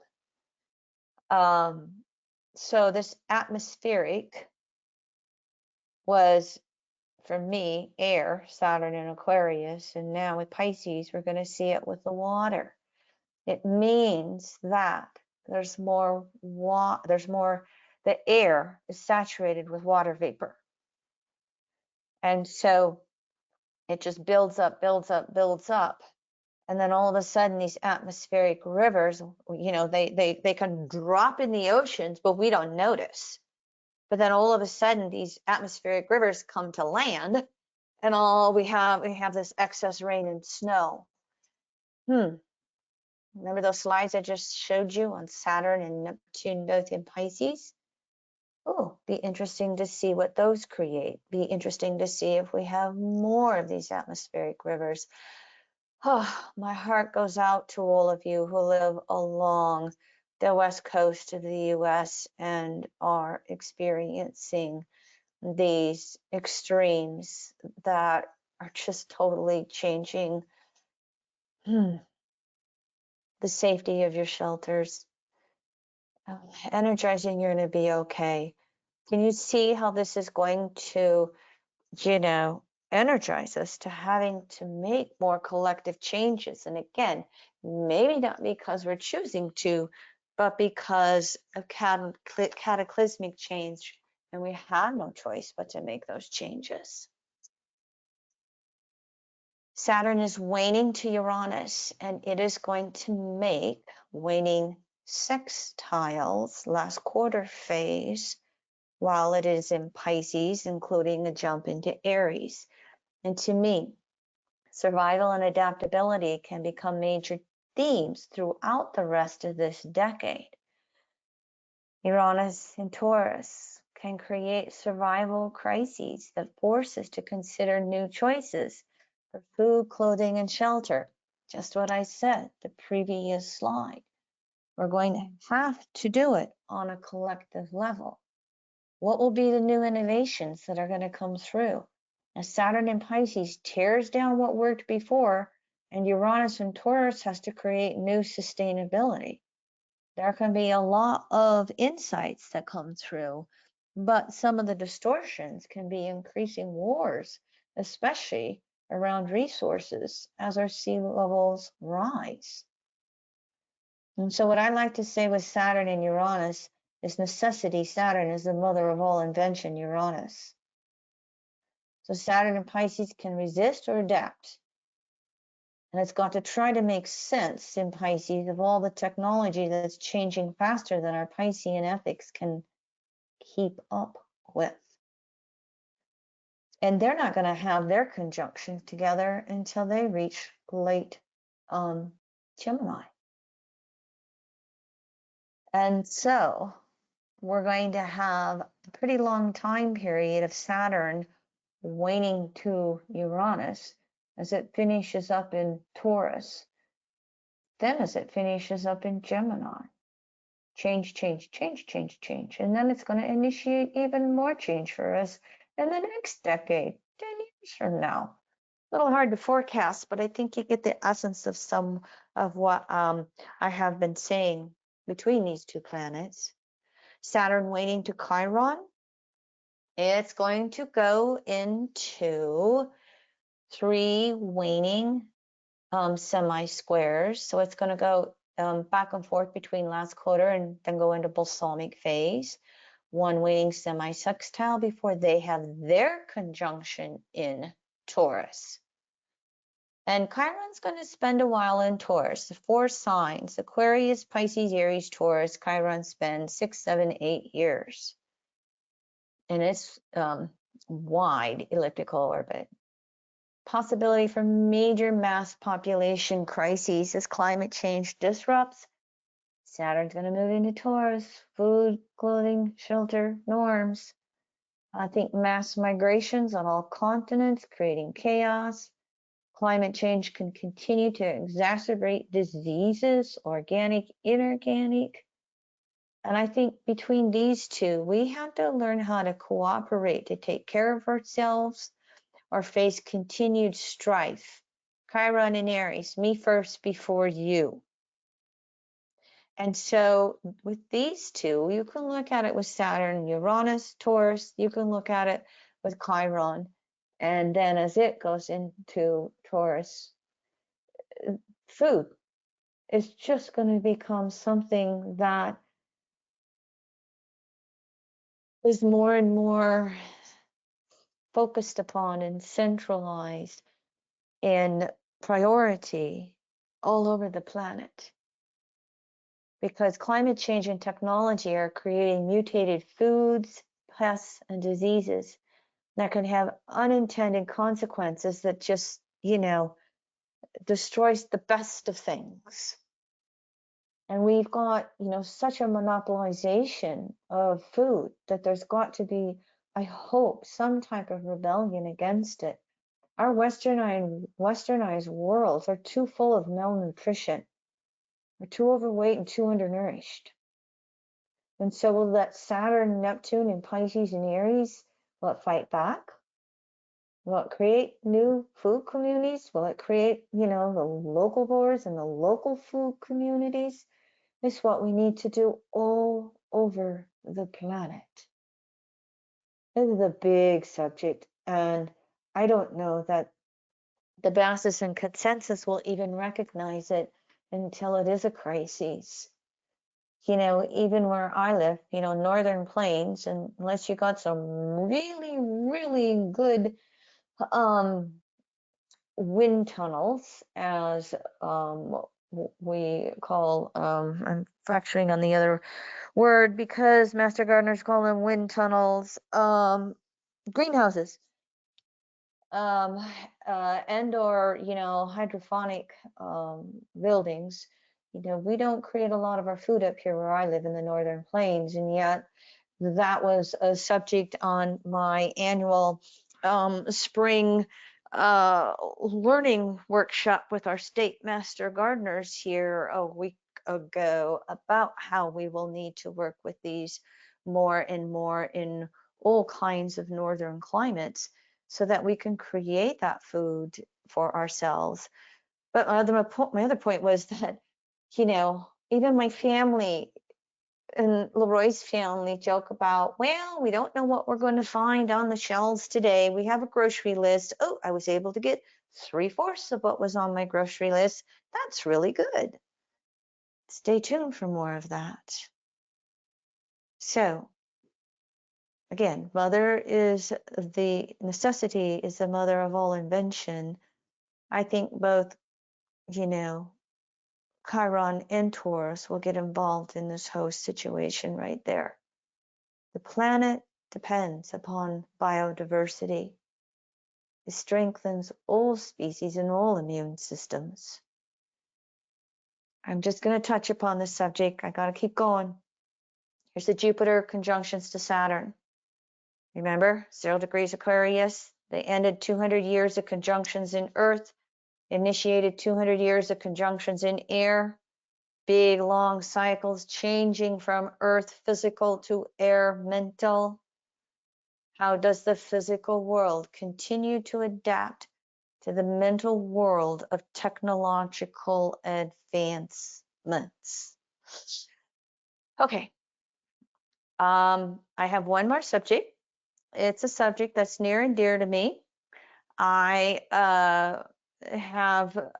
was in a little bit of a rush to cover the subject, especially updated to today. I will cover it more next week with Pluto and Aquarius. Any questions before I move on with anything that I've said up to this point? Go and take another drink of water. Kim, you kind of talked about this, you're bridged it with the secondary progression comments a little earlier about Saturn. But let's Can you talk about the 60s generation having their second Saturn return? Is that similar to the previous question about secondary progressions, or how can you respond to that? No. The second Saturn return is different than natal Saturn retrograde going direct by progression. But relative to the age, 28 versus 56 versus, Well, 94. let me see. Here's a thought that popped into my head when you were speaking, and then I'll see if I'm addressing the subject as it's being asked. Those of you who were alive in the 60s and were old enough to remember it and or participate in it, if you have moved through your second Saturn return, or you are moving through your second Saturn return, that second Saturn return cycle is the potential of productivity, which then means that the third Saturn cycle being initiated, it in broad terms brings in the wisdom. But the thought that popped through when you were speaking, Leroy, was, oh my gosh, if you guys can remember the 60s and you're approaching, going through, or have seen your second Saturn return, here's your chance for activism again. Yeah. Think about it. Saturn was in Pisces when all this activism was going on. And they were standing up and walking in the streets, Saturn, for their beliefs, Pisces. Yeah, revolution can mean dissolution. Dissolution can create revolution. The dissolving process is what I was referring to. Yeah. Yeah. So, if I did not address what was being asked, by all means, bring it up with Leroy again. And I I'm think I very willing convoluted to. the question. Really, it was just about the 1960s group having their Saturn return right now and the effects of that. But Yeah. I think you answered it perfectly, so thank you. Okay. Any other questions on Saturn subjects?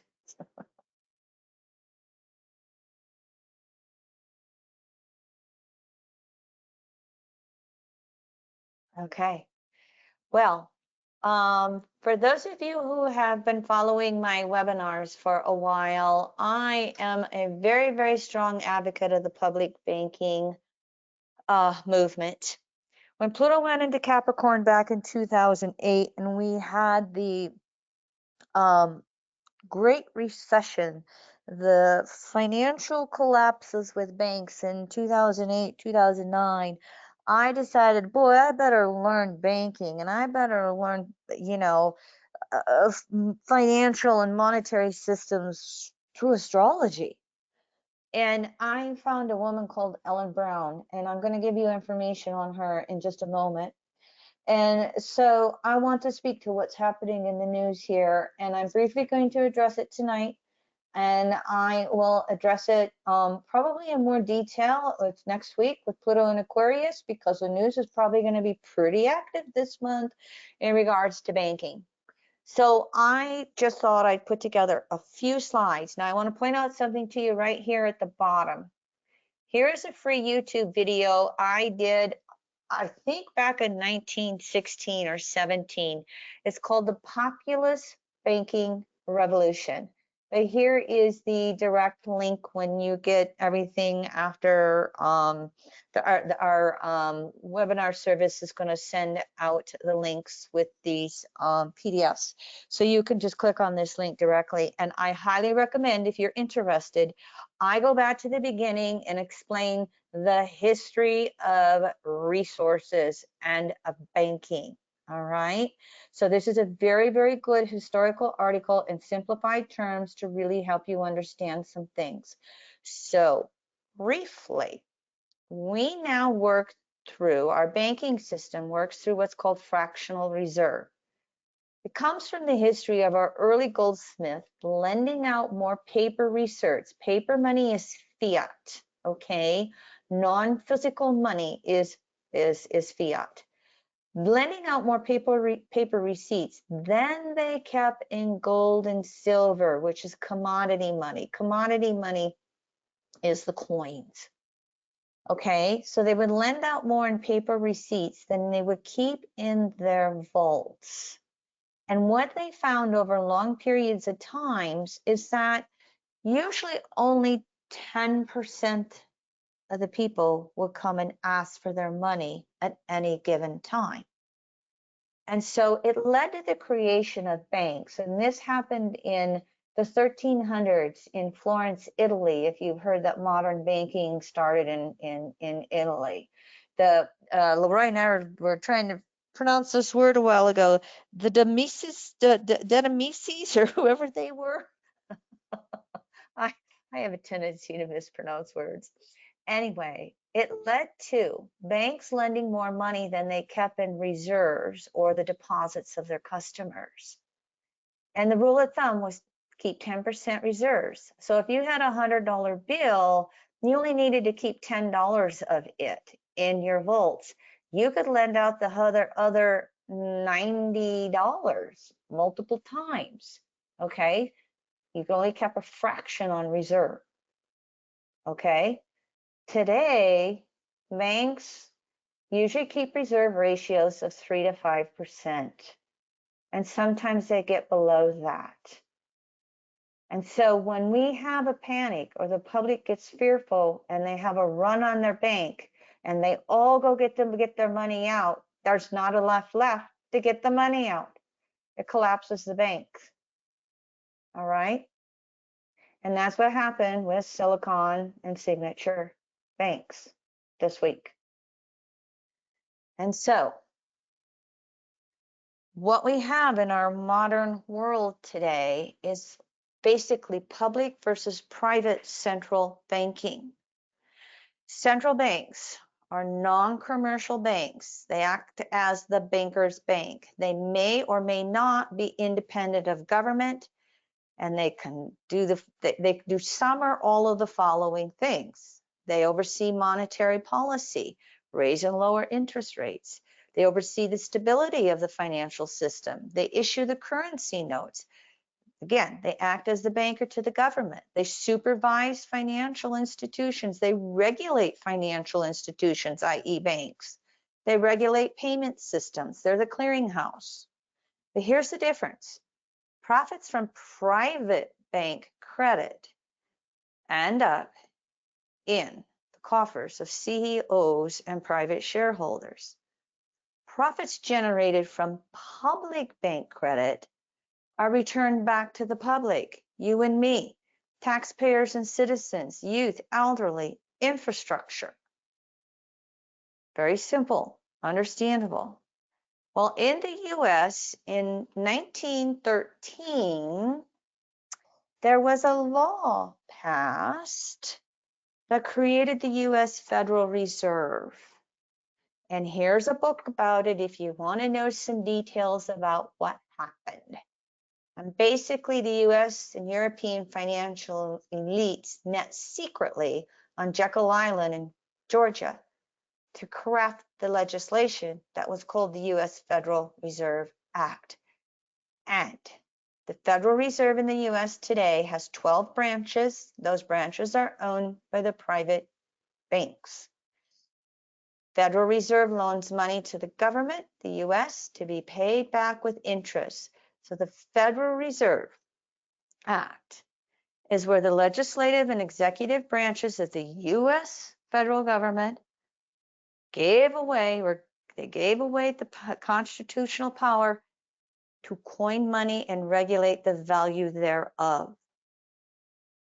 Before 1913, we went back and forth in this country on who is in charge of manufacturing the coins and regulating them, manufacturing our banknotes, our dollar bills, our $5 bills, etc.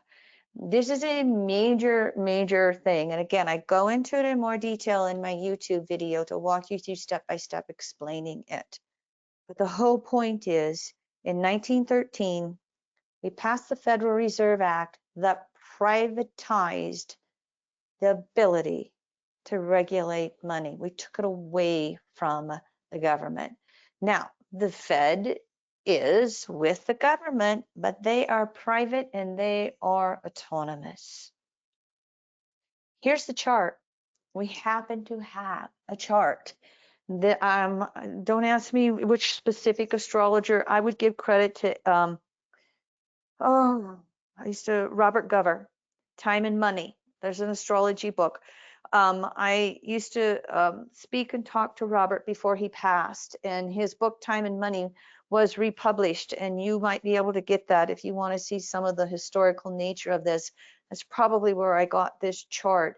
But it was well known that Woodrow Wilson, president, waited until just before Christmas in 1913 to sign the act so the newspapers wouldn't report on it. This was before televisions. This was when I think we're just maybe getting radio. And so it was done in a very hush-hush, secretive way in Congress. I think the Nelsons and the Rockefellers and, the elite senators doing all this. Well, Federal Reserve is a 12th house Pluto, 0 degrees Pisces. Look at this, Sun opposition 1 Capricorn. And we can start looking at different things. Venus ruling, basics of resources, Mercury to communications, squaring the nodes of the moon. I won't go into the chart so much other than I want to give you the bi-wheel of the US July 4th chart. And again, I use 9:37 a.m. with McCasey. Here's the Federal Reserve around it. That's South Node in Virgo on the US, Neptune in Virgo. Well, we're going to tell you these facts, but we're not going to tell you those facts. The Fed's Neptune on US Mercury opposing the US Pluto. Here's the sleight of hand, Neptune, and what we're going to tell you and what we're not going to tell you, and how they took control away. And here's their Pluto on the USA Venus. Again, taking the coinage of the resources. Venus, that commodity money of the physical resources of money, and the, sole entity of the Federal Reserve took it away. Look at how the Uranus, on the USA South Node, the collective egoic past. This is going to create trauma when Pluto goes into Aquarius and matches the Federal Reserve Uranus in our South Node. We're not done here with the Pluto return, everybody. Stay tuned. This is going to come along this decade in our great ingress decade as well. It's fascinating to look at this chart and study the different aspects, and you'll have this to play with it if you would like to. But again, for sake of time, in regards to the Silicon Valley and signature banks, which are the two so far that have collapsed. After that, Great Recession in 08-09, in 2010, they passed the Dodd-Frank Act to create tighter regulations for sci-fis. A sci-fi is a systematically important financial institution. And when they passed the bill, it meant that banks with more than 50 billion in assets had to be more tightly regulated and inspected by the US Treasury so that they wouldn't become systemically riskful. Well, in 2018, I won't mention any presidents, but it was passed bipartisanly. They changed the sci-fi cutoff from 50 billion and raised it to 250 billion. That was the extreme lobbying from the banking industry as well. Well, the two that collapsed, Silicon Valley, fell under the regulations since 2018. If we wouldn't have passed this law in 2018, it's possible they would have been caught. They would have recognized the stress levels with the original Dodd-Frank. Signature had 80 billion. So they were exempted from tighter federal banking oversight or regular liquidity stress tests. Meaning, do you have enough resources to reimburse your customers their deposits? So what do we have happening today? The US Treasury, the Federal Reserve, and the FDIC all stepping in to guarantee that the deposits of all customers of Silicon Valley and Signature banks will be paid. FDIC, Federal Deposit Insurance Corporation, that is the federal insurance, it's fees paid by the banks that guarantees deposits up to $250,000 will be paid. In other words, the federal government through FDIC guarantees that they will make sure your deposits up to $250,000 are good. Well, they came through and decided to do all accounts over 250,000. That's not the rules, but there are ways around those rules, and they decided it's severe enough to do that. And so there's more issues than that created a run on these two banks. Okay, and that's what I'll try and explain to you next week with Pluto and Aquarius. Part 1. I'm going to do more than one Pluto and Aquarius. I haven't decided part 2, part 3. I don't know how many parts, but I'll just, as the need arises, I will go through that.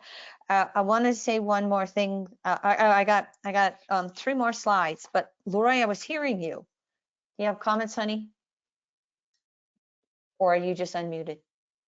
No, I'm sorry. I got it unmuted there, multitasking. Sorry. Okay. No worries, honey. So here's something you're going to hear about as this decade goes by, especially if things get worse. We shall see. There is a whole shadow banking system. And again, I'll give you more details next week. I just tried to put something together very quickly for you. There's this whole instrument called derivatives, and they were part of what created the fall back in 2008, 2019. Right now, today, derivatives are estimated to be between 600 trillion and 1 quadrillion. Derivatives are essentially leveraged speculation, borrowing to gamble. Oh, anybody remember that from the 1920s? Borrowing to gamble. And so derivatives are a creation of what we call a shadow banking system. Various groups of financial intermediaries, institutions that facilitate the creation of credit globally to make these bets, but they are not subject to regulatory oversight. That's why we call them shadow banking system. And right now, there's a lot of interest rate derivatives, meaning we gamble on interest rates going up or down. And you notice what's been happening right now in the US with the interest rates? They've been rising. And there's a lot of people who are getting caught with their shorts down, and they're calling it interest rate shock. And so what's happening is multiple things, not only the tech industry stuff doing things, there's other things. I will name the different things that are putting our whole banking system at risk for you next week. But these interest rate derivatives are what's very risky and in extreme danger of collapsing, and they can take the banking system down again because many of these derivatives have variable rate contracts. They bet the contract's going to go down. They bet it's going to go up.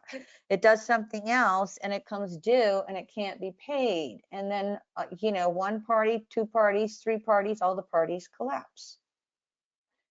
So stay tuned. We'll talk more on that. And who knows, by the time I speak to you next Monday, we'll see if there's a third bank or a fourth bank. What's the solution? Here's what I've been talking about for 15 years of Pluto in Capricorn, and it is the public banking movement. We only have one bona fide public bank in the country. It's the Bank of North Dakota. It was formed in 1919 as a state-owned bank because they got tired of the railroad robber barons overcharging money and robbing, blah, blah, blah. So anyway, North Dakota as a state is mandated to deposit their state's revenues into their own bank. North Dakota does not send stuff to Wall Street. This is from 2015. I'll try and put in, I didn't have enough time. I'll try and put in the updates for most recent, but it hasn't gotten any worse. It's gotten better, better, better, better, better. This was after the last meltdown, during the last meltdown in 08, 09. Lowest foreclosure rate, credit card default rate, student loan default rate, unemployment rate. They were sitting on 1.3 billion in cash in 2015. I want to say they're up to 4, 5, 6 billion in cash. That's 750,000 people just have sitting in the BND, Bank of North Dakota. And so their charter, their state bank charter for Bank of North Dakota, it mandates that it must partner with commercial banks and act like a mini Fed. It buys up the bank's loans so the banks can loan more. That fractional reserve spread in a positive way, okay? And their state bank mandate says that they can make loans in 4 areas: agriculture, small business, mortgages, and student loans. And back in 2015, now remind you, this is when interest rates were, what, 3%, 4%, 2%? They were having, returns on their investment, 12%, 15%, all over the place. So again, record profits. Oh, I was going to take this one out because I repeated it. I was trying to just synapse it for you. But here's what you can do. If you want more information on public banking, I highly, highly recommend this book. This is my heroine. This is her website. This is her latest book. She has 3. Skip the first 2. Just get this one. She goes into cryptocurrencies and gives all the pros and cons on that. She created the Public Banking Institute.org. This is the national movement for city, county, statewide activism for public banks. Put your cash and assets in credit unions, community banks. Get it out of the big banks. All of the big banks, the Wells Fargos, the JP Morgans, the ones that you hear in the news, they're all overextended in interest rate derivatives bets. Here's the latest 2 articles Ellen brought out. She wrote one before Silicon Bank and Signature Bank collapsed. I'd already read that one. And then she published one that came out yesterday and put it on her website today. This is where you go if you want to get the details. This is not beginners monetary policies and banking. I will continue to take these 2 next week with Pluto and Aquarius, and I will break them down and simplify them for you. I have been advocating this for 15 years. I thought it would happen with Pluto and Capricorn. Maybe it's going to happen with Pluto and Aquarius. I told Leroy before the call, I said, honey, I've been asking for weeks inwardly. I wonder what's going to happen in March. I wonder what's going to happen in March. Saturn in Pisces, Pluto in Aquarius. Stay tuned. All right.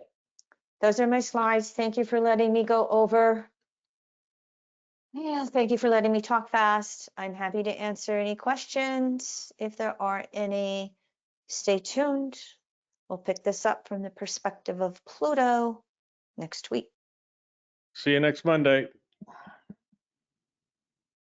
All right. Thank you, everyone.